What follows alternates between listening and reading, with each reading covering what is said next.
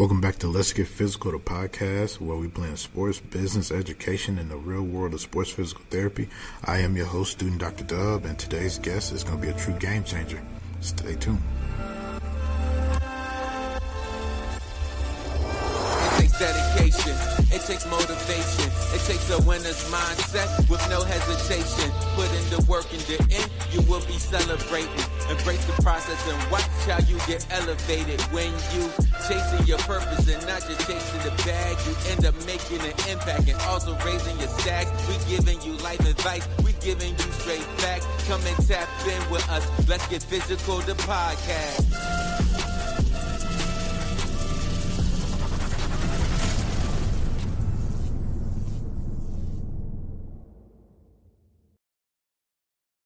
Yo, welcome to episode 5 of Let's Get Physical, the podcast. I am your host, student Dr. Dub. I'm here with my boy DC, and today we have the last and final part of the interview with Dr. Janese Malone, where we talk about networking. I'm glad you guys are here today with me, and I promise you that it's going to be a blast. I promise you that we're going to end this interview with a bang. But before we get deeper into the interview, my boy DC, today he is going to give you advice on how to obtain a mentor and how to be a good mentee. There's no perfect way to get this done, but if you don't know where to start, don't even know how to even dip your toe in the water, this is just something that you could potentially use or put in your tool bag to try to catch a mentor. So go ahead, take it away, DC. Welcome, Dub Squad. Today's topic is called How to Get a Mentor and Be the Mentee They Want to Help. All right, listen up, team. It's your digital co-host, DC, and today we're talking about one of the biggest cheat codes in this game, mentorship. If you want to level up in sports PT or in any lane, having the right mentor can shave years off your learning curve. But here's the kicker. Mentorship isn't just about getting help, it's about being worth helping. Let's break it down. Step 1, know what you want. Don't just slide into someone's inbox saying, "Will you be my mentor?" Come in with specific goals, whether that's breaking into pro sports, building a business, or mastering post-op ACL rehab. Mentors respond to clarity. Step 2, look in the right places. Mentors aren't hiding, you just have to be where they are. Pro conferences like APTA, CSM, or NATA sideline coverage opportunities, LinkedIn, Instagram, and professional forums. And here's the move. Instead of asking right away, engage with their content, show up to their talks, and earn familiarity first. Step 3, bring value before you ask for value. This could be volunteering at their clinic, helping with research, or sharing resources they might find useful. When you give first, you flip the dynamic from "please help me" to "let's build together." Step 4, be coachable. This one's huge. If your mentor gives advice and you don't apply it, they won't keep giving it. Follow through. Show results. Nothing keeps a mentor invested like seeing you execute. Step 5, respect the time pro sports PTs are busy. They're balancing patients, athletes, travel, and family. Be concise with questions. Don't expect instant replies, and always thank them for their time, even if it's just 5 minutes between games. Step 6, play the long game. Mentorship is a relationship, not a transaction. Check in, update them on your progress, and celebrate wins together. The best mentor-mentee bonds turn into lifelong professional partnerships. Bottom line, the right mentor can open doors you didn't even know existed, but the best mentees? They show up prepared, stay humble, and make their mentor proud to vouch for them. This has been your DC Playbook drop. Now get out there and start building your dream team. Back to US Dub. Playbook drop. He did it again. My boy DC is boy genius. Jimmy Neutron. I appreciate you, DC. Thank you for that. Yeah, those are pretty good, solid tips. Most important is really respect everybody's time. Make sure you know exactly what you want out of any relationship that you get. Either that's friendship, that's love, that's mentorship. Make sure you know what you want out of it. Don't waste anybody's time. Be authentic, be yourself, and have a goal. Don't use people. Just keep it going. Be genuine. Keep it funky. Keep it fresh. But so now we're gonna get into the interview with Dr. Janese Malone. Once again, I appreciate you guys for making it this far with me. I currently don't have a mentor, but I am looking for one. If anybody's listening and want, a mentee, I got that dog in me. So, you got that dog in you. You feel like you can help me grow. You feel like I can help you grow or whatever. Let's just be friends. I'm down. Take me under your wing. I got grit. I'm resilient. I got everything that is required from me to put the tools in place. I just need, advice sometimes. I'm not perfect. But yeah, let's go ahead and jump into this last and final interview with Dr. Janese Malone. Okay. So I guess to kind of bring it back to physical therapy and the physical therapy world, how important is networking and sports physical therapy as far as in the world of that, and how do you connect with other professionals or other sport teams? So networking is huge. If I can't say that enough, it is so important to make good connections and to continue to flourish those relationships. I would not be where I am today without networking. A lot of this opportunity to be here in this position was because of somebody knowing my mentor and being able to pass on my name. So I think when I cannot express enough how big networking is. How you network, I talk to a lot of people, which is very out of character for me. I typically like to shy behind a lot of things. And I just had a really good friend in school that was like, no, girl, we got to network. And she had me learn how to talk to people, learn how to communicate my goals in a good way. Because one thing that you don't ever want to just meet people and then use people, right? So it was important for me to also get to know my mentor and to get to know the people that are ultimately help me get to where I am today. So it's not just use you relationship, right? So they don't I don't just call them and be like, hey, is there any jobs? I've already I haven't established a relationship. I tell them clinically I'm having trouble with this, or I don't know, happy birthday, just little things like that to be able to just flourish those connections. So I think networking is huge because again, you never know who knows who, and it is so crazy how on your application on your resume, you never know who went to your school or who knows somebody from your program, and that's how they start to connect the dots and do things. So it's just important. I think it runs this world a lot of times. It's just networking. Okay, you mentioned mentoring. That's a good segue to the next question. You said you have a mentor, so how did your mentor guide you along the way? How did you find them, and what role did they play in your career today? Gosh, he is everything for me.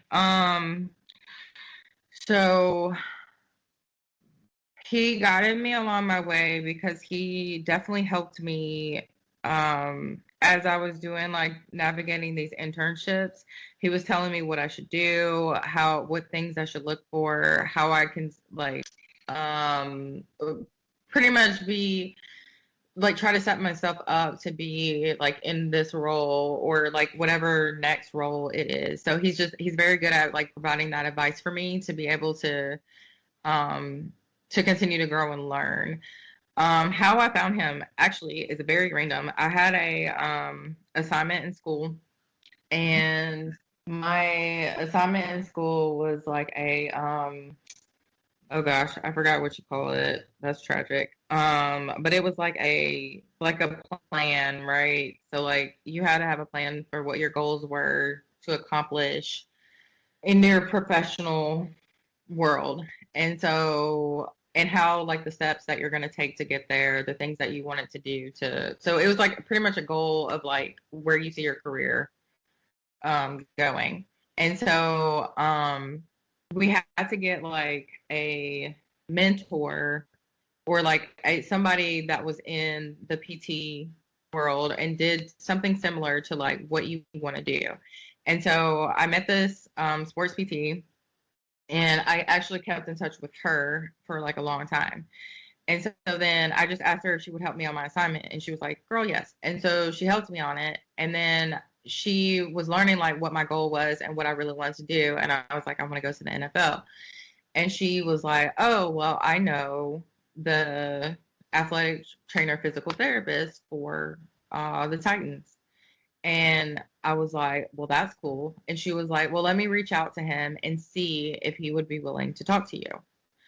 And I was like, "Well, that's fire." And so then she set me up, and I ended up talking to him. And I ended up sharing like my project to him and what my goals was, where I'm at, everything. And he was like, "Oh, yeah, we're gonna figure this out," type thing. And so ever since then, that is like, I mean, that's how I met him. And then that's kind of like how he's helped me grow and helped me get to where I am today. That's dope. That's a really dope story. I've been trying to work to find mentors, but also working to get through school, so it's been a little rough for me. Yeah, it's always tough. I mean, like it takes time to flourish at like a mentorship relationship. Um, but I think again, like I think just a mentor is very important to me just because it's a chance for me to grow, but it's also somebody to talk to, especially when you're like going through things um or you're having a hard time with things. A lot of times it's just crazy what like people go through or what they have been through that you might not expect, but they might have been through that. And just having that conversation, or even if they haven't been through it, sometimes they can offer things, especially if they've like been in it long enough, or they've seen a lot of things. So I just think it's important. It's pretty dope. That's dope. So, for my final question for you to wrap up the last episode of this mini series, what advice do you have for building relationship with coaches, athletic trainers, and other healthcare professionals? I think any relationship is very important. And I think communication is huge.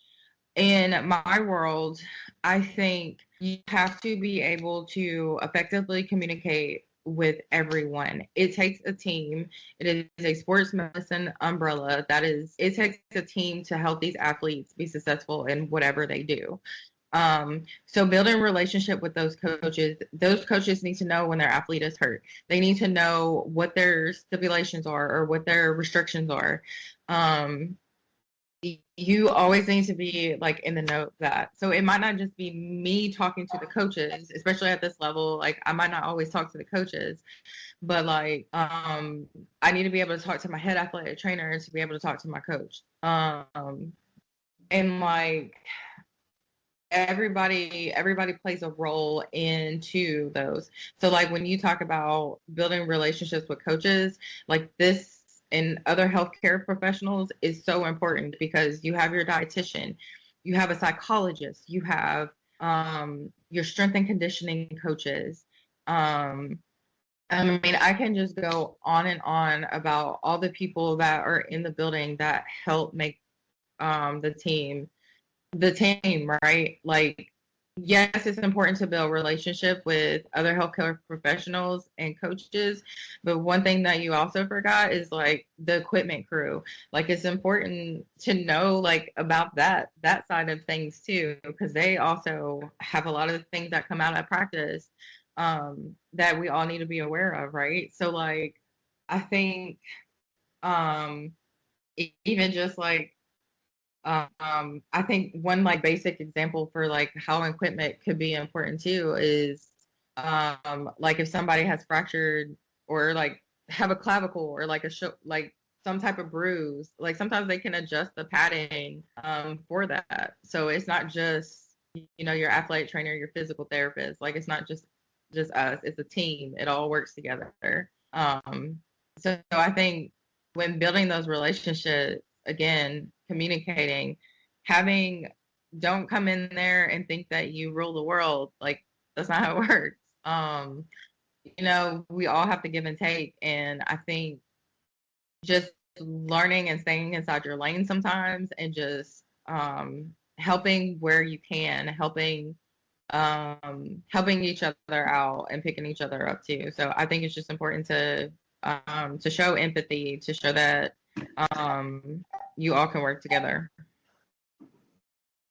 Okay, cool. So, do you have any like last bit of advice for any of our women in sports that want to get to where you are, or any other student that is currently in school? Any words of advice and encouragement?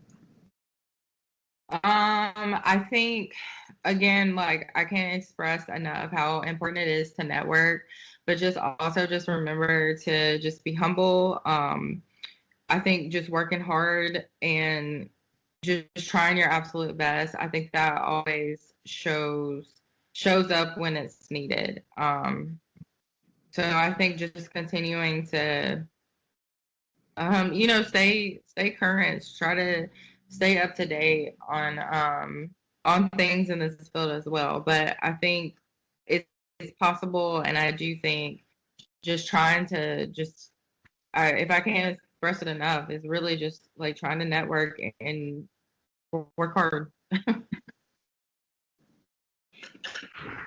Well, thank you for taking the time to jump on the podcast and speak to me. I really appreciate everything that you do. I appreciate the friend that you've been towards me and the time that you've given me. Of course. Good luck. And most definitely go Birds. This concludes the last and final episode of the interview series with Dr. Janese Malone. Man, she's great. I appreciate her so much, and she knows it. I've told her. I hope you guys got a lot of good knowledge from her. I hope she helped you with your roadmap. Feel free to reach out to her if you have any questions. She's a very nice lady, and she for sure will get back to you as soon as she can. She doesn't mind helping, but yeah, this is great information, and once again, I hope you guys can appreciate the time that she's given me to speak to me, speak to all of us, because this is for everybody's consumption. But yeah, this has been a good 4-part series. This is episode 4. This is episode 5. Man, we're moving along here. Episode 5, and my talking is still trash, man. Hopefully, in episode 6, I can get a little better. Try to slow down, take my time, talk to y'all like I'm having a regular conversation, because I realize that there's no right way to do this. I am Mr. Right Way, but there's no right way to do this, and it's like, yeah, this is mine. I make it my own, so whatever I make it just kind of is what it is. This is just giving y'all a little glimpse into, me, a little personality. I mean, if you want to get to know me, reach out to me. I'm a fun guy. I'm a little stiff on this podcasting thing because, once again, I'm scared. But, yeah, episode 6. I guess I can give you guys a little bit more about me, a glimpse into the future of what I got going on, where I want to be, where I've got to, what worked for me, what hasn't worked for me. Give you a little more insight on the capstone project. And then we could talk about our next person we're interviewing, which is a professional athlete. Yeah. So we have a professional athlete that will be with us on episode 7, and then we have another sports PT that would be with us on episode 8, which both are going to be pretty good, pretty big. The professional athlete was, a former teammate of mine. I appreciate him for doing the show with me. Get a chance to talk about, his experience with rehab in the NFL. He is a former running back for the New Orleans Saints and the Buffalo Bills. That's all I'm going to leave you with. I'll give you more next episode, and thank you guys. Make sure you like, comment, subscribe. I am student Dr. Dub. He is DC, and this is Let's Get Physical, the podcast. It takes dedication, it takes motivation, it takes a winner's mindset with no hesitation. Put in the work in the end, you will be celebrating. Embrace the process and watch how you get elevated. When you chasing your purpose and not just chasing the bag, you end up making an impact and also raising your stacks. We giving you life advice, we giving you straight facts. Come and tap in with us, Let's Get Physical, the podcast.